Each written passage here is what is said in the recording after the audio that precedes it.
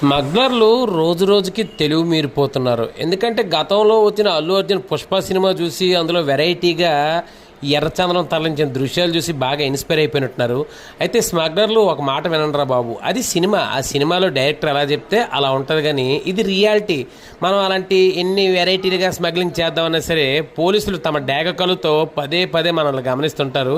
అందుకే మీ ఆటలు సాగు. ఏదో ఒకటి రెండు సార్లు జరిగిపోయని అస్తమానం అలా జరుగుతుందంటే మీరు పొరబడినట్లే. మీరు చూస్తున్న ఈ దృశ్యం అయితే మనకు విశాఖపట్నం జిల్లా అనకాపల్లి సమీపంలోని సబ్బవరం. ఇక్కడ ఒక గంజాయి స్మగ్లరు ఒక లారీ క్యాబిన్ పైన ఏకంగా ఒక ప్రత్యేక అరణి ఏర్పాటు చేసి అందులో గంజాయి పెట్టాడు. అదేవిధంగా డ్రైవర్ సీటు పై భాగంలో కూడా గంజాయిని తరలిస్తుంటే ఈ విషయం పోలీసులకు సమాచారం అందడంతో సదరు స్మగ్లర్లు పట్టుకున్నారు.